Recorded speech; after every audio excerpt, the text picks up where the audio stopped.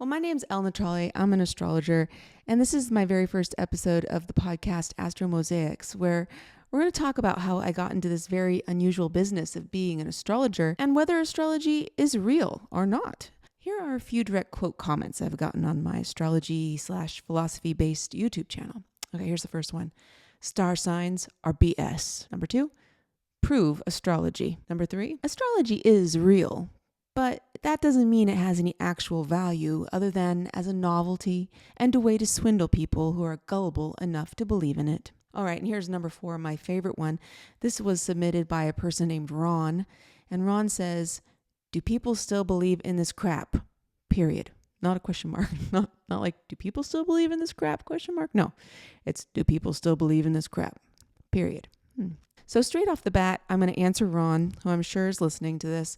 Yes, Ron, people still believe in astrology, and believe it or not, it's incredibly rational and intelligent people that believe in astrology. And in fact, some of the smartest people that I know who are also into astrology started out as skeptics. You know, it's only in the quest to understand or even sometimes disprove astrology that they find themselves on the other side of that skepticism. And it is weird, I know, because astrology is something that shouldn't work. And the more you learn about it, the more you do it, you keep seeing it working, and it works remarkably well when it's done right. My astrology story goes back about 25 years or so when I first noticed my Italian mother-in-law, her name's Leah, reading or delineating a natal chart. In Italian, an astrological birth chart is called the Tema Natale, T-E-M-E, Natale.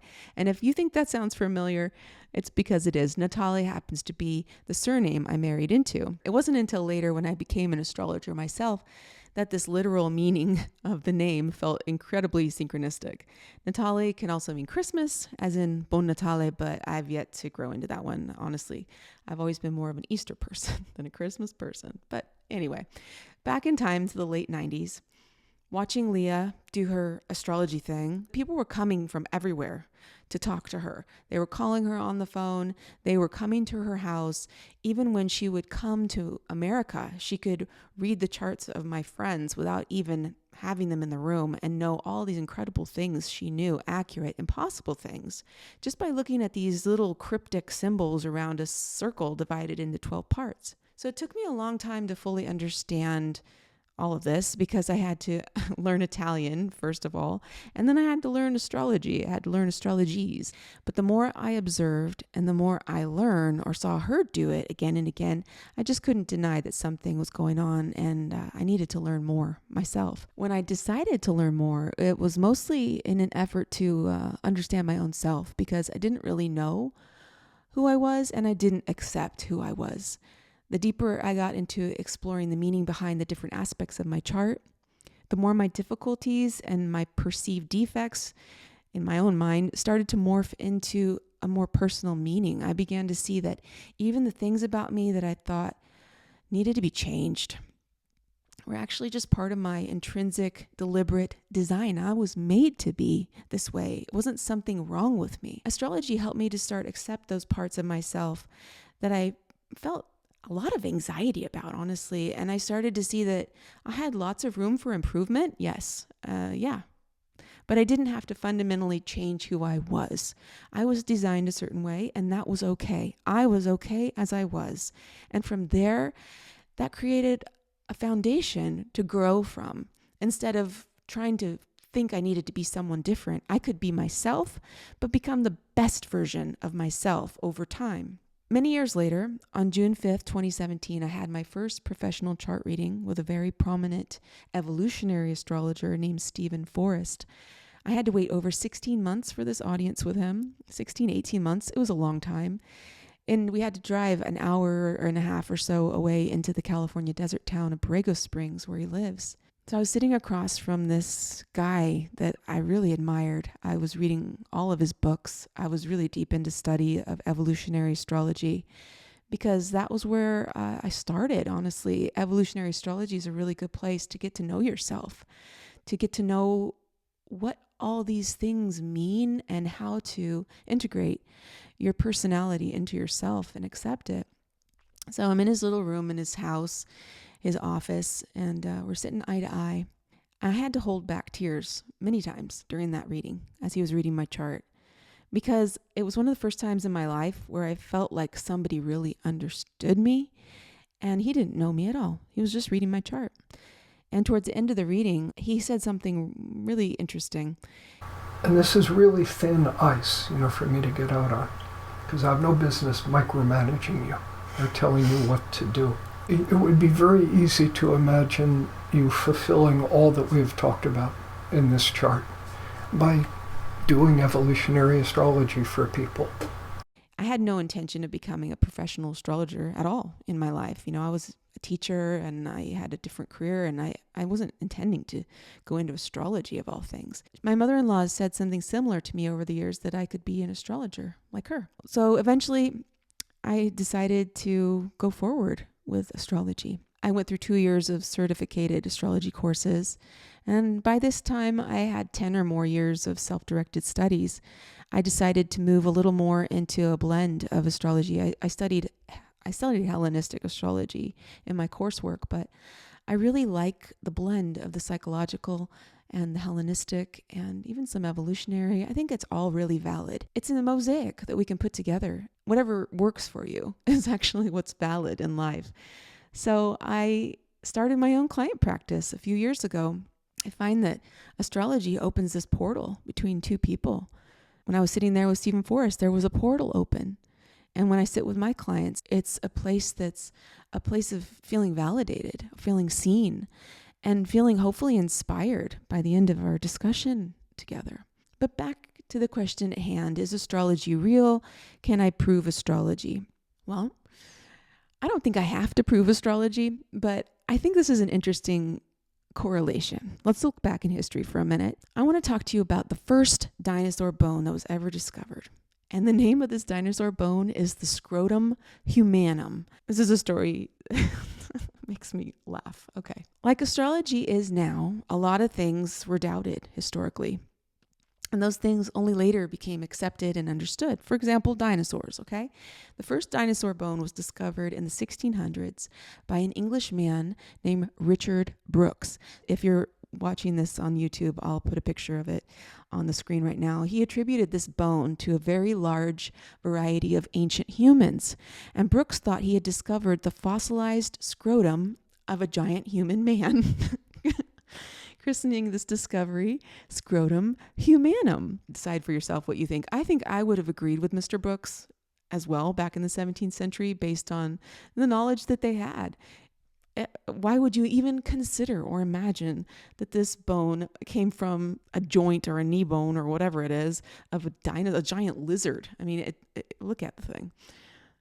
But it's really sort of strange to think that people didn't accept the notion of dinosaurs, even though a lot of bones kept coming up, right? During this time, notion of dinosaurs was not even accepted until the late 1800s, almost the 20th century.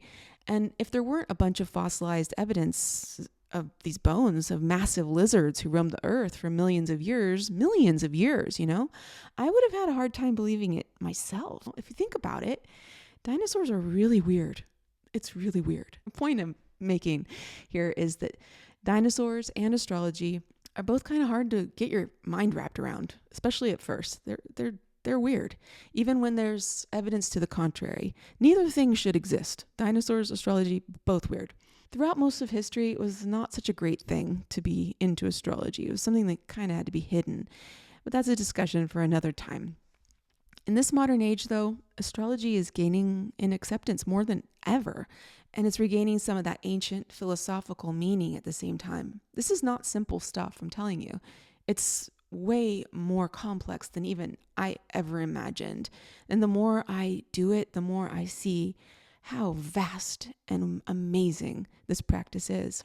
But despite this, despite the incredible nature of what I do, there are so many situations, I'm telling you, where I don't even mention astrology at all, or that I'm an astrologer, because I just know. I know how I would probably think of someone at different points in my life if they told me they were an astrologer. There's this judgment level, that maybe you think the person is a lunatic. There's a gullibility, shyster, sham, that can go easily hand in hand with the title of astrologer, anything esoteric in general.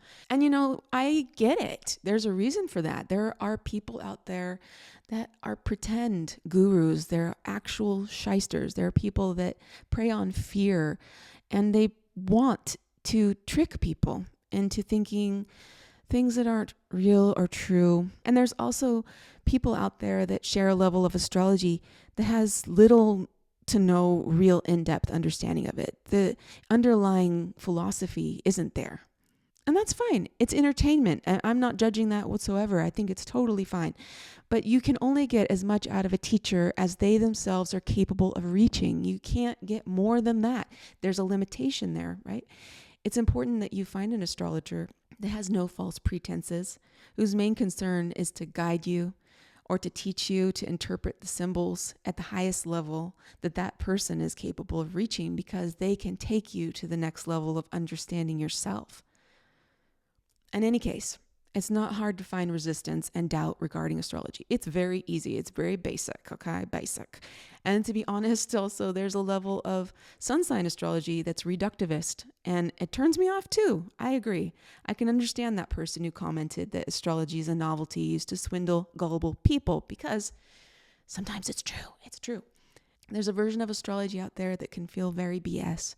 And I'm sorry that this is the main relationship people have to astrology, that this is the first thought that they have. But that's not the astrology I love. And I certainly could never prove astrology based on a starting point of condescension or closed-mindedness. And I get it. But if you go beyond the barrier of star signs or reductivist astrology that maybe is in the Cosmopolitan magazine circa 1990, then you start to see this complexity and that validity that even Carl Jung saw. And when I read something so profoundly wise in maybe a Stephen Arroyo book, or Ren Butler nails a combination of 3 planets perfectly as it plays out in our world during some transit, I become renewed. I'm amazed. I'm in awe. Astrology is a meaning maker. It's a container. It's a giant clock in the sky that keeps time way beyond our individual, relatively short human lifespans. We can't see that far. Astrology is a vast, open, infinite landscape of wisdom that I can spend the rest of my life learning and know I still won't even know a fraction of it by the end of my days. I will never, ever, ever get bored with this content, with this philosophy of astrology. When I was out there in the desert with Stephen Forrest reading my chart, he told me something before he turned on the recording. He looked over his glasses and he said to me, I'll do my Stephen Forrest impersonation, okay? "You can talk, but you'll only get about half of what I'll be able to give you if you stay quieter." Okay, so anyway, he basically told me, I could talk. We could have a conversation if I wanted to, but I'd only get half. I'd get 50%. So being a person who was waiting 16, 18 months to see this person I really admired, it was a significant investment I was making to be there. I wasn't about to waste time, any of his time, any of the time I could get. I wanted the full 100% Stephen Forrest experience. So I stayed quiet. I didn't say one word the whole time. And I say this to illuminate that everything that he said to me, all the things that I felt so seen about, all the things he said came from the fact that he was looking at a printout of the solar system from the moment of my birth. He did not have any feedback from me. He didn't know me. I didn't respond to him. He didn't ask me questions. And in my own practice, I don't work like that. I prefer to have people speak. Every astrologer is going to be different. That was the way he worked. It was more performance. I was sitting there watching a show just for me. And he was interpreting my natal chart and producing this one-man show back at me. That was his style. 2.5 hours of that. And it was remarkable. It was masterful. But at one point, he said to me that I was the type of person that would rather speak in paragraphs. So looking at my natal symbology, he understood that writing was the more comfortable medium for my own personal expression because writing gives me time to search and retrieve words. Sometimes I'm very slow to find the word that I want, and I want the perfect word. Impromptu speaking has always been hard for me, but when he pointed it out that I was designed that way, I felt like, okay, that's how I am, but I don't need to be limited to that anymore. So throughout these years since then, I've done a lot of diligent effort, practice, and work towards it, and I have improved. I'm more naturally inclined to write, and I still write out all my ideas before I speak, especially with my videos, with this podcast. But now, in situations that come up, I can also speak off the cuff, at least a little bit better. I feel more confident, I feel more comfortable. So getting that first professional reading, I was seen as I was designed. And because of this, I accepted what I was, and I could get on with my life. It didn't need to stop me anymore. I used that acceptance to allow myself a lot more grace on the road to becoming a better version of myself, my own unique self. I make a lot of mistakes, and I'm okay with it because I know that is a harder thing for me to do, and I'm still doing it. This is a process. This is what I tell the people I work with. We can get there. We have to work for it, though. And this podcast, is an example of a next step for me in expanding my perceived limitations, pushing myself to evolve, becoming more confident as a communicator in all ways. Astrology is real in more ways than I can explain. It really is. It's changed my life completely. It's made me less anxious. I have no anxiety whatsoever. Even when I see the astrology come in, I'm like, whoa. I have no anxiety because I know it is designed to be just as it is.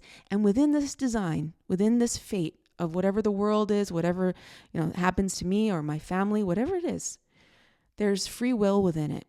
We can do lots of things within that fate. We can do lots of things, but that it's designed this way. It's definitely made me more accepting of other people, especially my children. And ultimately, the point of astrology is to understand our own path, our own self, and be a self-accepting person, that we are okay. You are okay as you are. And you can improve and you can get better, but you don't need to be someone else. That's the point. Astrology has brought so many incredible people from around the globe, around this beautiful world into my life as friends, as kindred spirits, and every single one that I've had the privilege to work with in my client work, my astrology practice, has been remarkable. Hello? I'm okay. How are you? I'm good. Oh my God. So that was the vice principal from my son's school calling to tell me that the vape sensor went off in the bathroom while he was in there. It's our policy to bring the student up, conduct a search. But he did not have anything on him. I know my son does not do that. He's a massive student athlete, runner, incredibly interested in his health and his body, but they had to bring him in and search him. Life is just like this. All right, so back to what we were talking about. Well, I was talking about my practice. Yeah. My practice is a blessing. I have a front row seat to witness the unique fingerprint of the universe on each person that I get to meet with. And my job is just to reflect back the symbology of how beautifully and deliberately their lives are made. Even in good times, in rough times, things that are hard, the things that are easy. And we're doing this through the language of space and planets and myth and analogy. It's just such a cool freaking job, Astrology is real. It's real for me. And if you're listening to this, I'm guessing that you have an astrology story too. I'm really curious to know how people get into this wonderland, because once you get into it, it's a magical place. It's a very interesting place to be. Not everybody gets here. So I would really love to hear more of your story.